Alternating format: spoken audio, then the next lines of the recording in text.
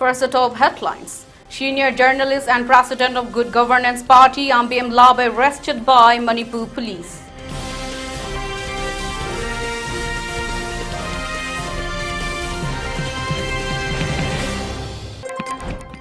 Manipur Congress Chief Meghalaya fails to appear before ED in money laundering case.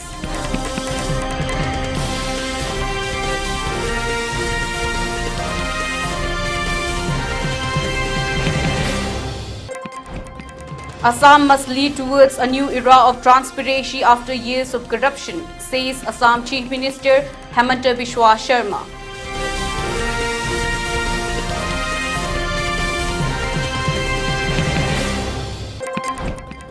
And BJP takes unexpected lead in Haryana, India bloc ahead in Jammu and Kashmir.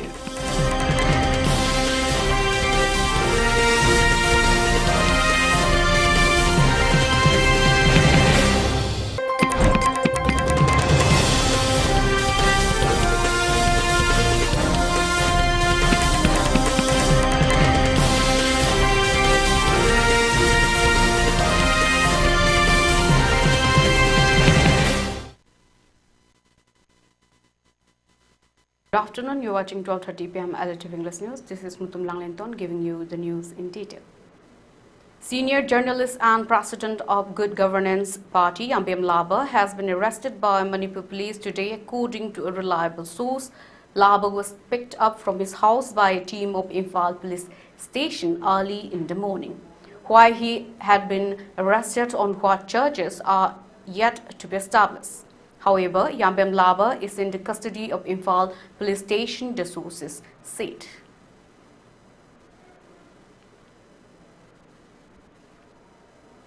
Manipur Congress President K. Meghalaya Singh on Monday failed to appear before the Enforcement Directorate in connection with an investigation under the Prevention of Money Laundering Act 2002 PMLA. A senior Congress functionary, however, claimed that the summons was issued a few days ago, but the party chief came to know about it only on Monday. Hence, he was not able to appear on time, he said. The summons issued on October 3 by Assistant Director Amit Kumar stated that Meghalay's in-person attendance was essential on October 7 for providing evidence and producing relevant records. The notice warned that failing to comply could lead to a panel proceedings under the PMLA. In response to his absence, Congress leader Jairam Ramesh took to X to criticize the summons, claiming that Meghalaya has been a vocal opponent of PM Narendra Modi, Home Minister Amit Shah and Manipur Chief Minister N. Biren Singh. K. Meghalaya Singh, MLA and President of the Manipur Pradesh Congress Committee, has been speaking out fearlessly and aggressively against the non-biological PM, the Union Home Minister, the Chief Minister of Manipur and BJP, exposing the manner in which they have destroyed Manipur since May 2023, Ramesh said. Today, he has received summons from the ED. This is nothing but the politics of vendetta, vengeance, harassment and revenge. This action is to cover up the union government's colossal failure in the state, reflected in Mr. Narendra Modi's refusal to visit the state since it blew up 17 months back. Those who are afraid, intimidated, INC India will never be silenced, he added. Manipur Congress spokesperson and Bhupendra Maitek voiced similar sentiments on X, asserting that our INC Manipur PCC President Shri Meghalaya can't be silenced for speaking the truth and for the people of Manipur by the Modi government and its agencies. We will fight it legally in court.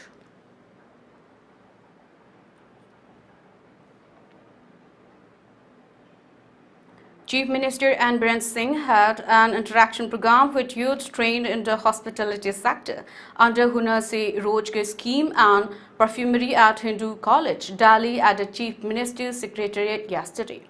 The interaction program was jointly organized by the Tourism Department, Government of Manipur, and Textiles, Commerce and Industries Department, Government of Manipur. Under the Hunar Se Rozgar scheme of the Ministry of Tourism, about 400 youths have completed or are undergoing training.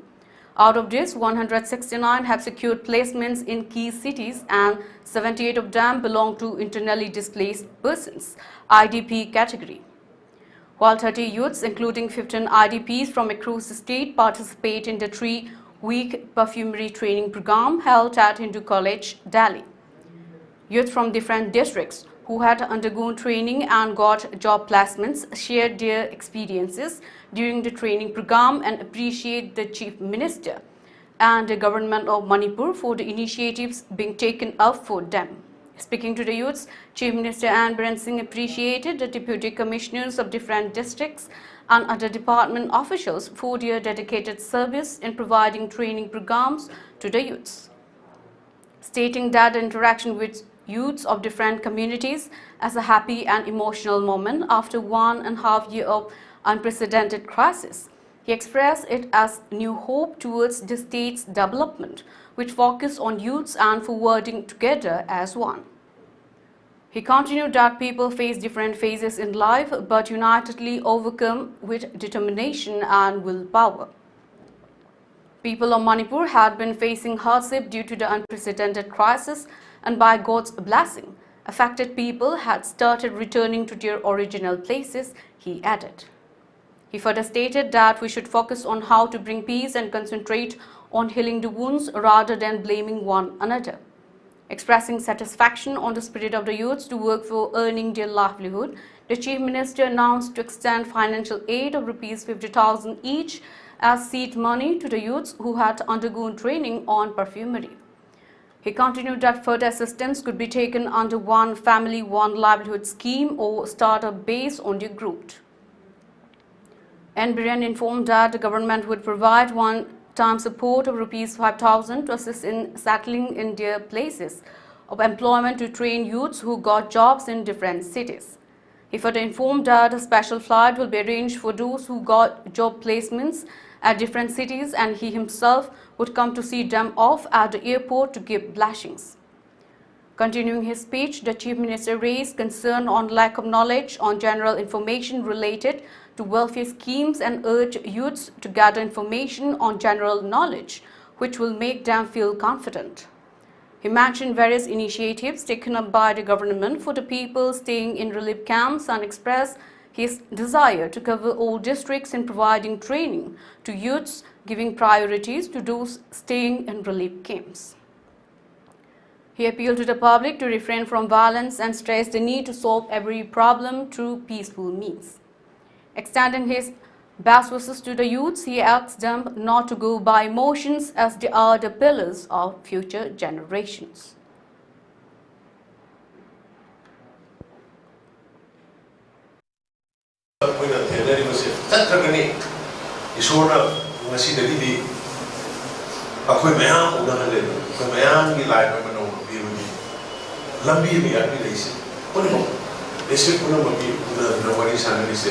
It's a good beginning. And the peace, violent adoption, violent addiction for Manipur grievance, says the ma'am, pain the politically, constitutionally, what is Hanaka, Punaraga, Haidaraga, and Wapo President Amanda,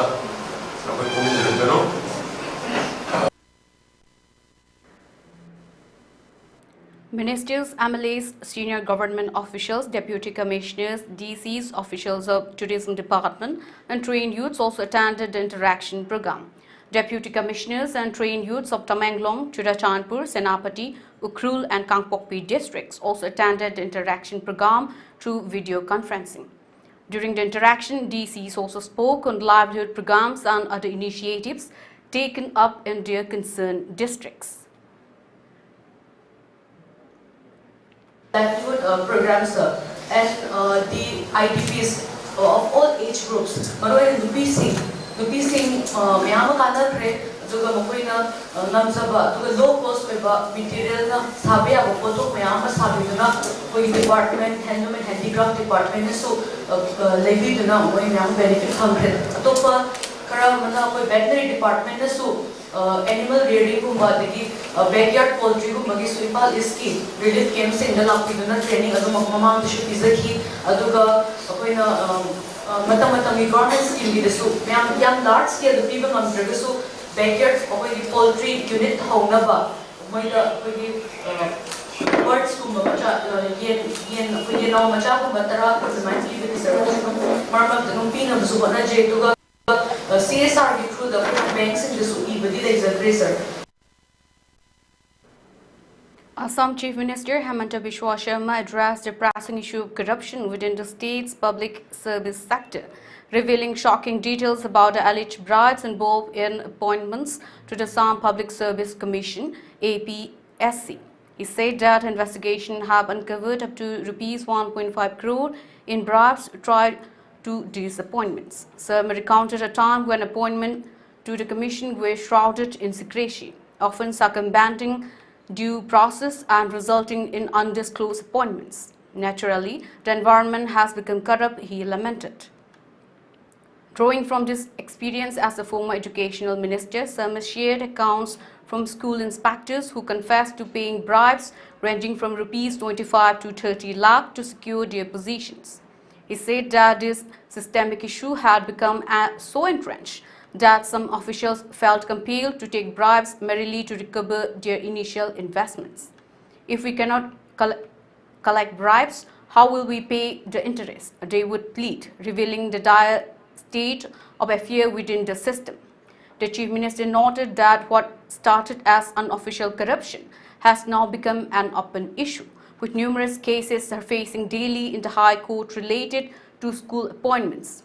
Some criticized the past practice of nepotism in educational institutions, where job opportunities were often reserved for the relatives of influential figures.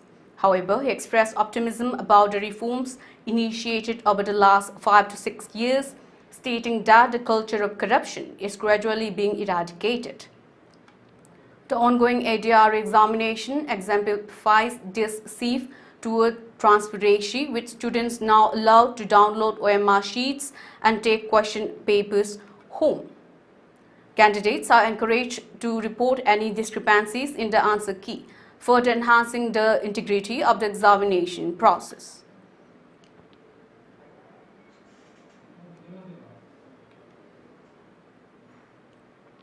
The Bharatiya Janata Party (BJP) took an unexpected jump in Haryana, stelling Congress celebration for leading in the assembly polls, defying exit polls predictions. Meanwhile, in Jammu and Kashmir, the Congress National Conference Alliance took a commanding lead, where exit polls had already predicted a photo finish. In Haryana, 90 assembly seats are up for grabs, which makes 46 the magic number. The Congress was leading in 34 seats as of 10:30 am after a brisk start that saw it briefly across the halfway mark. The BJP, meanwhile, is eyeing a record third in Haryana with a lead in 47 seats. No party has won a third consecutive term in Haryana since its inception in 1966. Om Prakash Chautala's India National Lokdal INLD, once a powerhouse in Haryana, is ahead in 3 seats, while the Dushyant Chautala-led Jayanak Janata Party (JJP), which aligned with the BJP in 2019, is yet to open its account. In Jammu and Kashmir, where elections to the 90-member assembly were held for the first time in a decade, the Congress NC combined has an edge with a lead in 49 seats to the BJP's 23, according to early trends. Mehbooba Mufti's People's Democratic Party (PDP) is ahead in 2 seats and independents in 10 seats.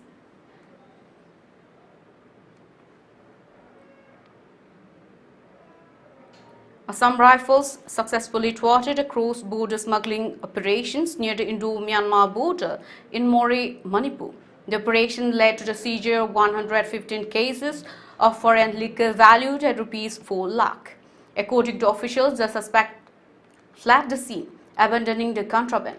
The seized vehicles and the goods have been handed over to Customs Preventive Force in Moreh for further investigation.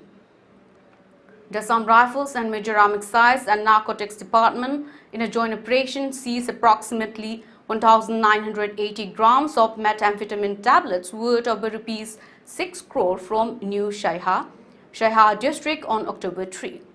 2 individuals were also arrested in this connection. Based on the specific information about contraband items being smuggled to India from Myanmar, the smugglers, who has been identified as a resident of Myanmar, was arrested while handling over the consignment to a local residence in Shaiha. Later, a search operation was launched in the area and further recoveries were made. The entire consignment of methamphetamine was worth rupees 7 crore.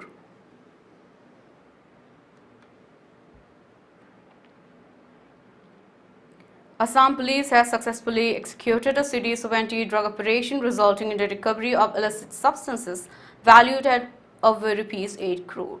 This crackdown aligns with Chief Minister Hemanta Biswa Sharma's commitment to stringent action against drug-related crimes.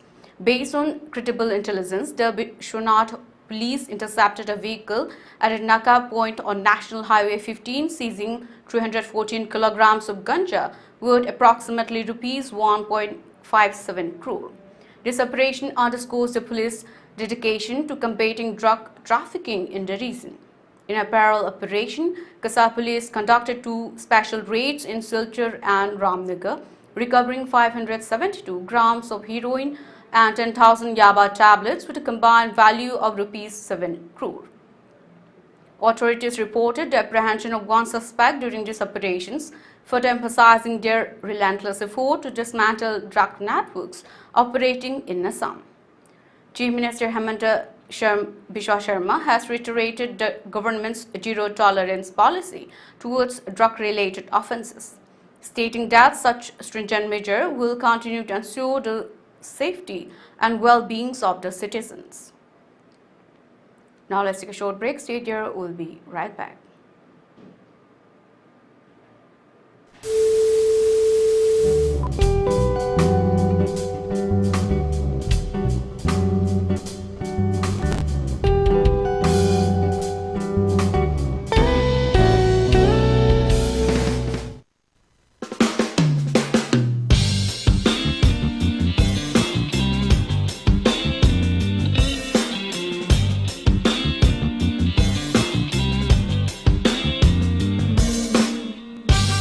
Start talk with Jitni Wombada, Mayamutara Mokchari.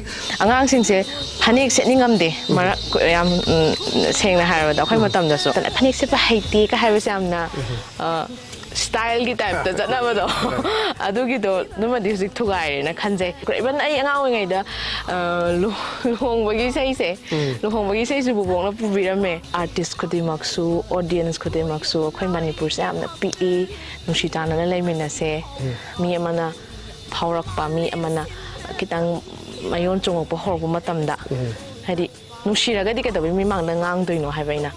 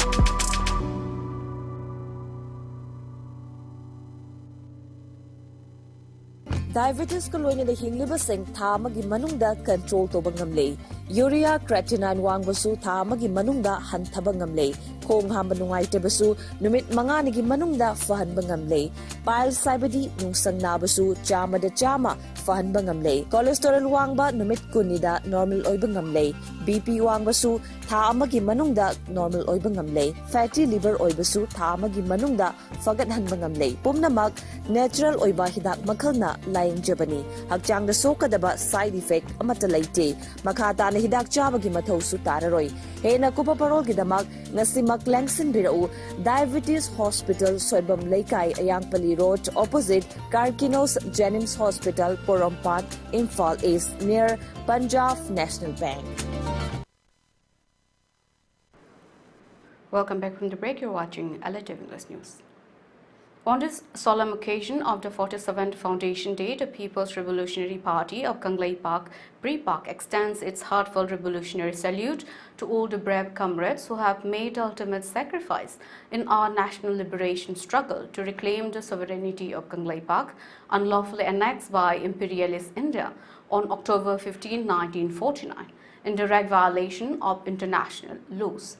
The party also takes the opportunity to express its revolutionary solidarity with the oppressed indigenous peoples of Kanglei Park, leaders and comrades of fraternal organizations, revolutionary movements in the WESEA region, and all the oppressed and colonized peoples around the world.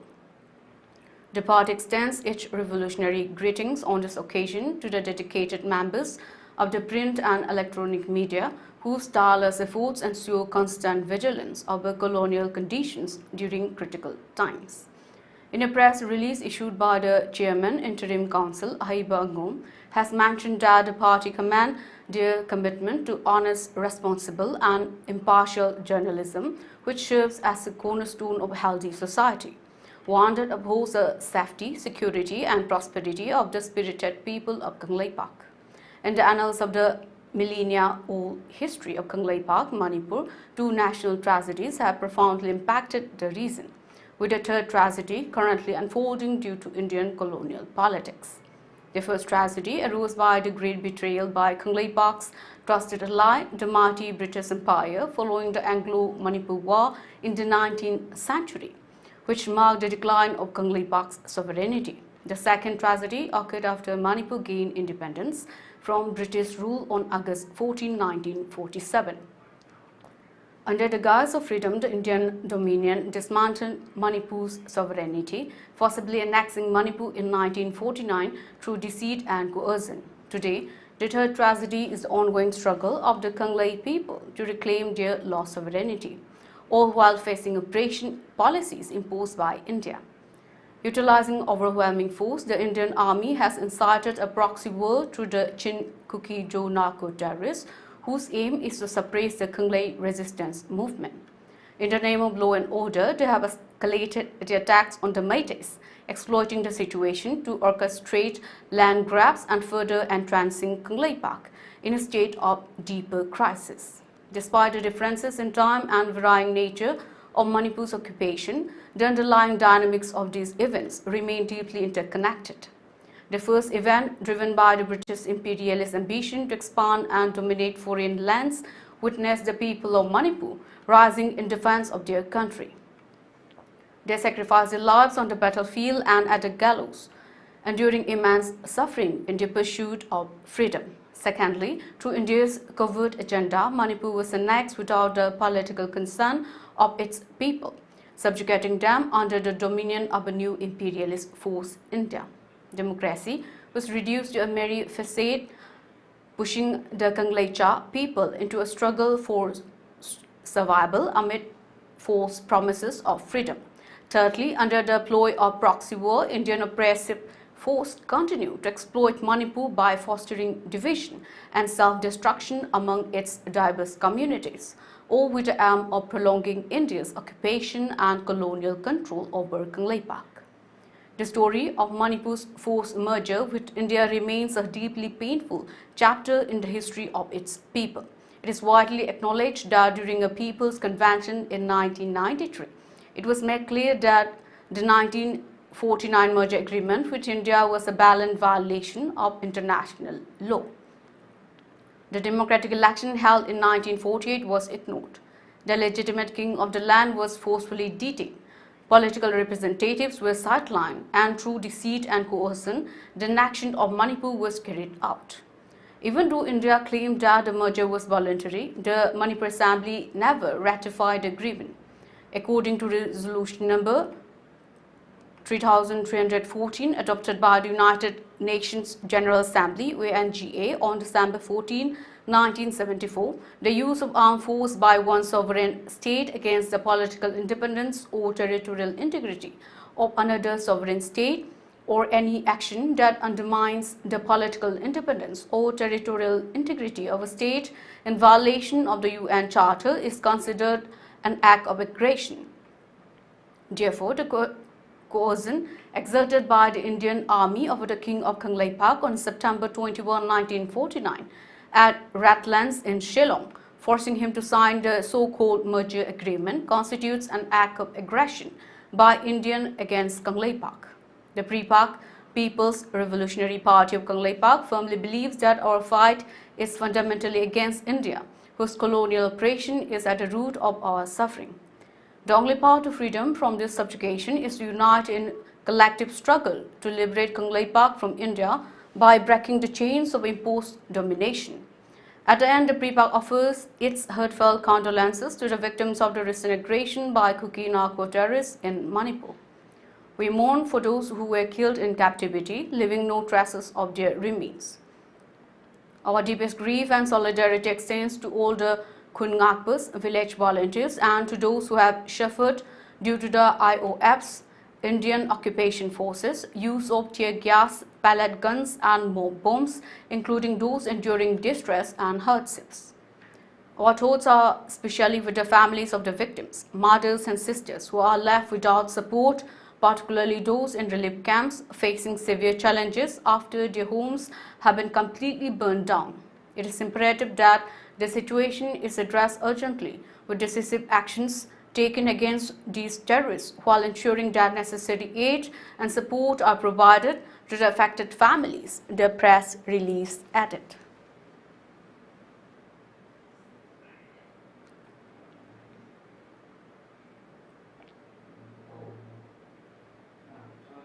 Arunachal Pradesh Chief Minister Pema Khandu lauded the courage and professionalism of the Indian Air Force (IAF) on the occasion of the 92nd Indian Air Force Day. In a message shared on social media, Khandu wrote, "Shashakta Shudrit Atmanirbhar on Indian Air Force Day. I salute the valor, precision and professionalism of our Indian warriors who kept our skies safe and secure." Highlighting the IAF's formidable feat, including indigenous aircraft like the Chetas and the light combat helicopter, Khandu emphasized how the force embody India's strength, resilience and self-reliance. Ahead of the IAF Day celebrations, an air show was held at Chennai's Marina Beach on October 6. Tamil Nadu Chief Minister M.K. Stalin, Deputy CM Udayanidhi Stalin and Air Chief Marshal A.P. Singh were present along with a large crowd. Fighter jets like the Sukhoi Su-30 MKI and Sharang helicopters performed breathtaking maneuver. For the first time in 21 years, the Garud commandos also displayed their operational readiness in Chennai. The events team Bharatiya Vayu Sena, Shaksham Shakshat or Atmanirbhar underscores the IAF's commitment to self-reliance and modernization. Despite the hot weather, children and adults watched in awe as 72 aircraft participated in the event.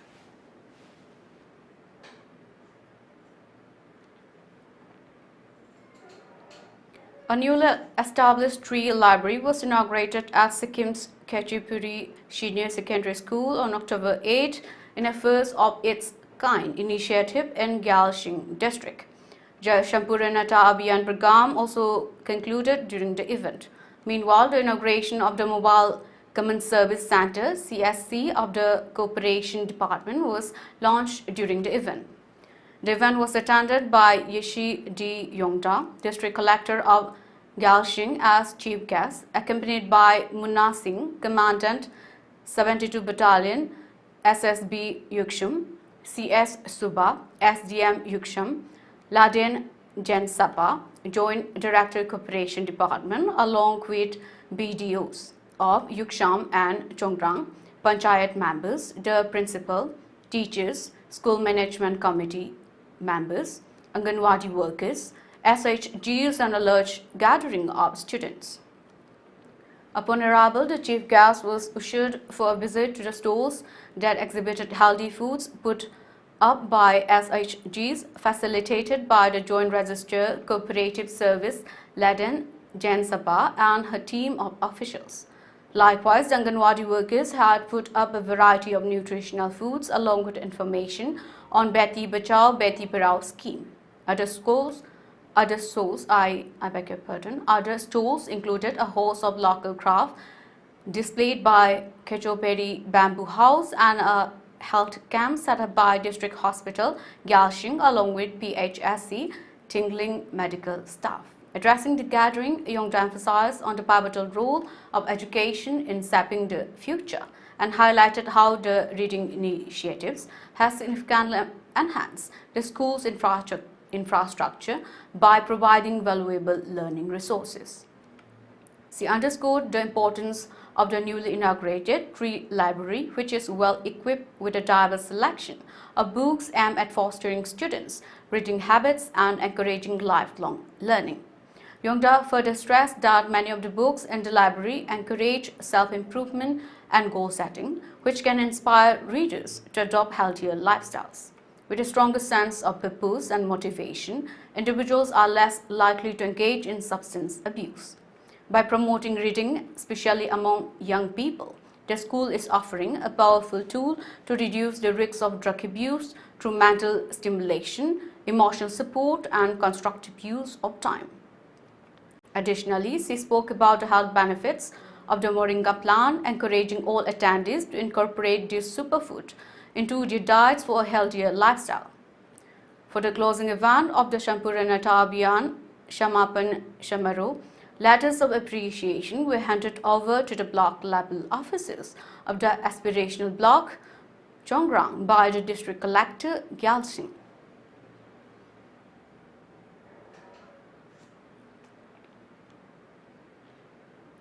Meghalaya Chief Minister Conrad K. Sangma on October 8 arrived in flood-affected West and South Garo Hills district to assess the damages and check on relief efforts. The CM's visit to the Garo Hills region comes after incessant rainfall wreaked havoc, claiming the lives of 17 individuals. During his visit, CM Sangma met with families of deceased individuals from the flood and landslides disasters and extended condolences. He handed over ex gratia to the wife of late Bijoy Marak, a teacher by profession, whose car was swept away by the flooded water that claimed his life, and his son Wiam Chigado R. Marak's life in Rongkhon, Shongita. Moreover, Sangma also expressed his condolences and handed over a cheque rupees 8 lakh, 4 lakh each. The death toll in Meghalaya's flooded Garo Hills climbed to 17 after flash floods in the region claimed the lives of 2 children recently. The 2 children, identified as Shilarin Marak, 8-year-old, and Tangmi R. Marak, 3-year-old, both residents of North Garo Hills, Bate Apal, Bangshi Apal village, lost their lives after accidentally falling into a pit filled with water.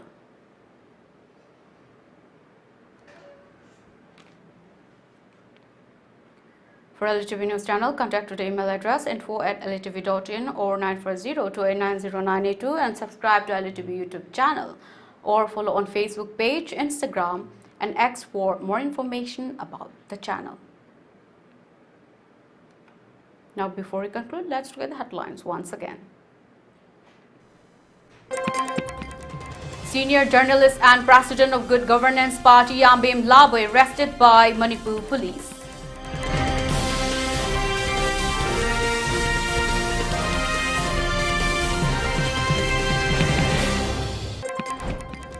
Manipur Congress Chief Meghalaya fails to appear before ED in money laundering case.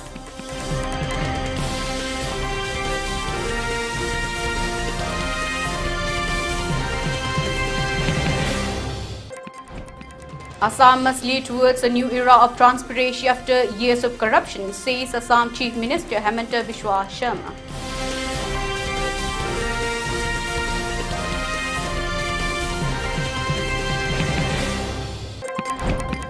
And BJP takes unexpected lead in Haryana. India bloc ahead in Jammu and Kashmir.